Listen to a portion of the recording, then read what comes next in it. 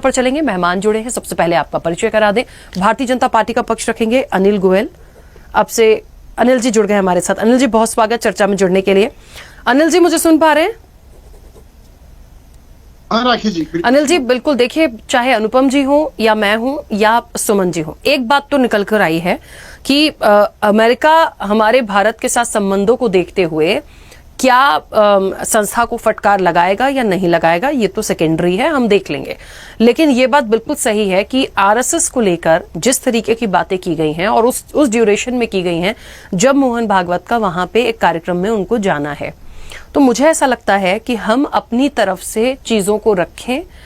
कहीं ऐसा ना हो कि हम चुप ही रहें और अमेरिका की तरफ से भी कुछ ऐसा आ जाए जो फिर हमें एक हिट करे, तो वो अच्छी बात नहीं होगी। तो ये एक बड़ी जिम्मेदारी है कि हम इस पर स्टैंड लें। राखी जी, मुझको तो एक बात लगती है कि जिस तरीके से भारत का विश्व में कद बढ़ रहा है, जिस तरीके से भारत हर क्षेत्र में आगे बढ़ रहा है, तो कहीं ना कहीं अमेरिका के अंदर भी इस बात का दर्द है।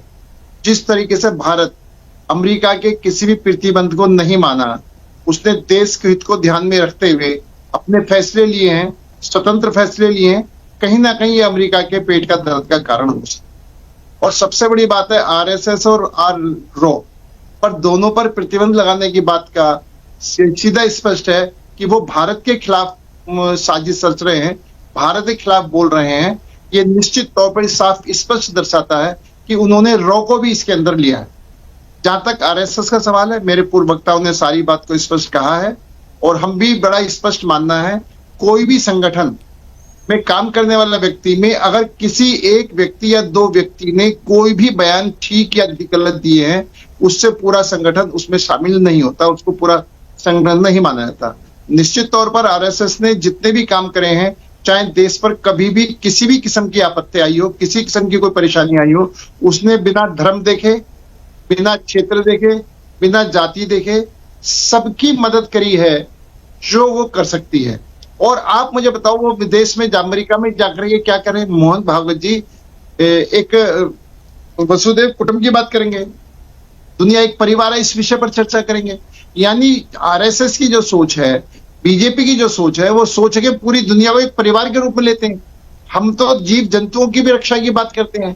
तो जो हमारा सनातन धर्म है, जो हमारी विचारधारा है, जो विश्व जो आरएसएस की विचारधारा है कि कहीं ना कहीं पूरे विश्व को साथ में लेकर के चलने की विचारधारा है। हमारी किसी देश पर कब्जा करने की विचारधारा नहीं है, हमारी किसी देश में आंदोलन करवाने की जिम्मेदारी नहीं है, सोच नहीं है हमारी। तो हम अपने काम से आगे बढ़ेंगे, दूसरे लोग अपने काम से आगे बढ़ें। और इस कंपनी को निश्चित तौर पर जो ये एजेंसी है, उसको पाकिस्तान और बांग्लादेश में क्या हो रहा है, बांग्लादेश में हिंदुओं के साथ कितने अत्याचार हुए हैं, उस पर वो एक शब्द नहीं बोल रहे। पाकिस्तान में क्या है, वो उस पर एक शब्द नहीं बोल रहे। तो निश्चित तौर पर यह दर्शाता है कि ये पक्षपातपूर्ण फैसला है, पक्षपातपूर्ण निर्णय है, भारत को बदनाम करने की साजिश है। और मेरा तो बड़ा एक स्पष्ट बात है कि जितने भी आरोप हैं वो बेबुनियाद है, किसी भी आरोप के अंदर सच्चाई नहीं है। और हमारा विदेश मंत्रालय इसको पूरी तरीके से खारिज कर चुका है, अपना विरोध दर्ज करा चुका है कि इनमें कोई बुनियादी आधार नहीं है, कहीं कोई सोच नहीं है। और दूसरी बात यह है कि जो अमेरिका के अंदर हिंदू समुदाय के धार्मिक स्थलों के ऊपर जो अन्याय हो रहा है, वो इनको नहीं दिखाई दे रहा। वो सिर्फ भारत को बदनाम करने के लिए भारत आगे बढ़ रहा है, तेजी से आगे बढ़ रहा है, सभी धर्मों को साथ लेकर के चल रहा है, वो सब निश्चित तौर पर उनको खटक रहा है। उनको दिखाई दे रहा है कि भारत एक उभरती हुई ताकत बनकर के उभर रहा है। उनको एक खतरा भारत दिखाई, मतलब भारत को एक खतरे के रूप में देखने लगे कि कहीं इतना ना बढ़ जाए कि हमें दिक्कत हो जाए। तो वो कहीं ना कहीं उनकी कुंठा है, कहीं ना कहीं उनकी छोटी सोच है। उस सोच का परिणाम ये है कि आज वो इस बात के लिए बात कर रहे हैं। और जिस तरीके से आसिफ महमूद ने जो आरोप लगाया है कि आरएसएस के उपसमूह मुस्लिम और ईसाइयों पे दंगे करा, मैं बड़ा स्पष्ट कह रहा हूं, किसी भी आरएसएस के किसी भी उपसमूह ने किसी के खिलाफ भी कोई काम नहीं करा। हाँ, ये निश्चित तौर पर है कि कहीं पर अगर किसी व्यक्ति विशेष ने कुछ करा है तो कानून ने अपना काम करा है। कानून, भारत का कानून सबके लिए बराबर है। और ये हमारी, मैं तो एक बात और कहना चाहता हूं, ये हमारी संप्रभुता पर सवाल उठ रहा है। ये हमारी देश, भारत हमारा है, हम अपने नियम कानून से कहीं कोई गलती करे उसको सजा देंगे। भारत के कानून से चलेगा, भारत अमेरिका के कानून से नहीं चलेगा। भारत निश्चित तौर पर अपने हिसाब से चलेगा, इनकी रिपोर्टों के आधार पर नहीं चलेगा। ठीक है, तो इसलिए ये कहीं ना कहीं पूर्वाग्रह से ग्रसित है, पूर्वाग्रह से ग्रसित होकर के वो इस तरह के आरोप प्रत्यारोप लगा रहे हैं। ठीक है। और मैं एक बात और कहता हूं कि हाँ अनिल जो जी, यूनिवर्सल, हाँ मैं जल्दी से एक से बस, जो वहां पर, हाँ, जो हमारे वहां पर माननीय मोहन भागवत जी जा रहे हैं, वो सार्वभौमिक एकता का समारोह है। हम सबको एकता करके, एकता रहनी चाहिए, सबको एक साथ चले, उस विषय पर चर्चा करने के लिए जा रहे हैं। ठीक है, इसमें कहाँ अलगाववाद है? ठीक है, कहना चाह रहे हैं अनिल जी, बोलिए। हाँ बोलिए। हाँ, मैं बिल्कुल कहना चाह रहा हूं, जो हमारे स्वामीनाथन जी ने जो कहा है, वो इन्होंने मोहन भागवत की सुरक्षा की बात करी है। हमारी सरकार मोहन भागवत नहीं, विपक्ष के सभी नेताओं को भी पूरी सुरक्षा देती है। जहां पर सिक्योरिटी की जितनी आवश्यकता होती है वहां पर सिक्योरिटी देते हैं। कोई इसमें भाई भतीजावाद नहीं होता, कोई इसके अंदर पक्षपात नहीं होता, और देश के प्रत्येक नागरिक को सुरक्षा देने की सरकार की जिम्मेदारी है, और सरकार बखूबी अपने काम को करती है। दूसरी बात, इन्होंने 3 बच्चे वाली बात कही। मैं इनसे पूछना चाहता हूं कि जब इन्होंने नसबंदी का प्रोग्राम शुरू करा तो हिंदुओं की नसबंदी क्यों, मुसलमानों की नसबंदी क्यों नहीं? ये पक्षपात आप लगा रहे हैं, तो आप पहले अपने गृहवान में झांकें। वैसे तो मैं, सही बात यह है कि सब डिबेट से अलग का हिस्सा है, डिबेट का हिस्सा नहीं है ये। डिबेट ये मतलब की बात नहीं करते, दाएं बाएं भागते हैं और डिबेट को खराब कर देते हैं। तीसरी बात, मैं इनसे ये बात पूछना चाहता हूं, इन्होंने जीएनजी का मामला उठाया।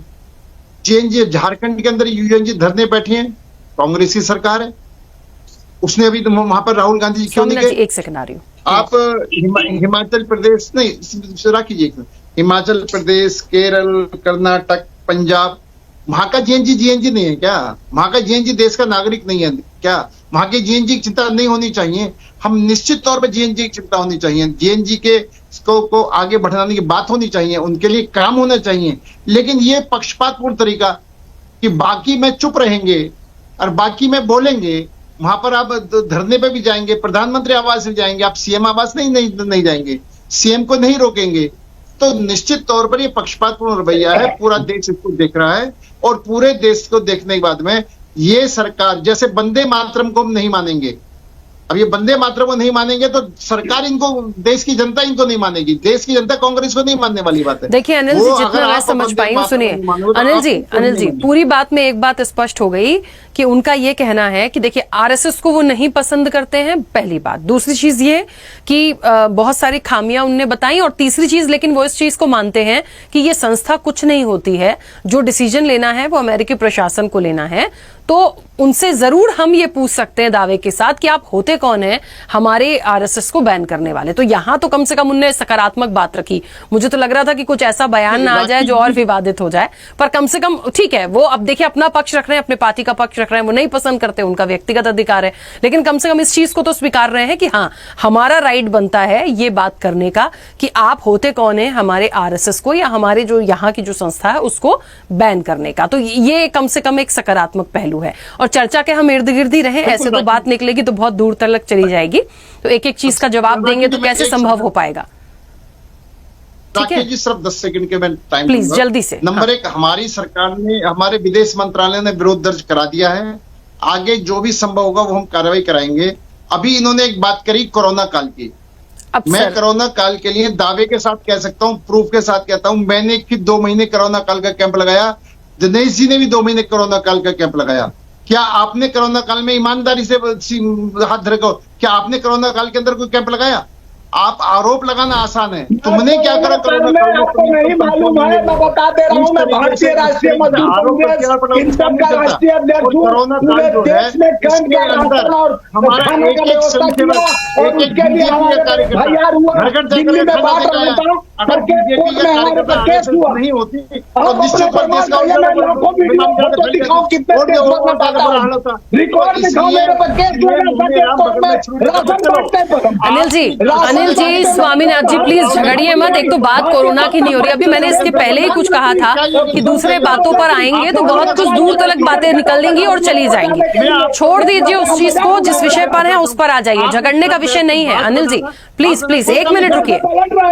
अनिल जी रुकिए 1 मिनट रुकिए प्लीज। आप देखिए, झगड़े का विषय नहीं है ना, अपने टॉपिक पे बात करेंगे तो बेहतर होगा। प्लीज दिनेश जी, अनिल जी, स्वामीनाथ जी, प्लीज देखिए, मैं माइक म्यूट करा दूंगी सर। अच्छा नहीं लगता मत बोलिए ना, रिक्वेस्ट कर रही हूँ मैं आप दोनों से, प्लीज। एक तो डिबेट से भागते हैं, राम के आरोप गलत, राम के चढ़ावा चोरी कर जाते हैं लोग। तुमने क्या करा ये बताओ, तुमने कुछ करा करोना? सर आज का जो विषय है उस पर रहिए। मैं बार बार आप लोगों को रिक्वेस्ट भी कर रही हूँ, बार बार याद भी दिला रही हूँ। जिस राम को कहते हैं राम ने मुझे लाया, प्लीज। राम को आरएसएस बैन की बात हो रही है अमेरिका में, हम उस पे ही रहें, उस पर आगे क्या हो सकता है उस पे बात करें प्लीज। म्यूट करिए जरा, आपने कोरोना काल म्यूट करिए प्लीज बीजेपी कांग्रेस को।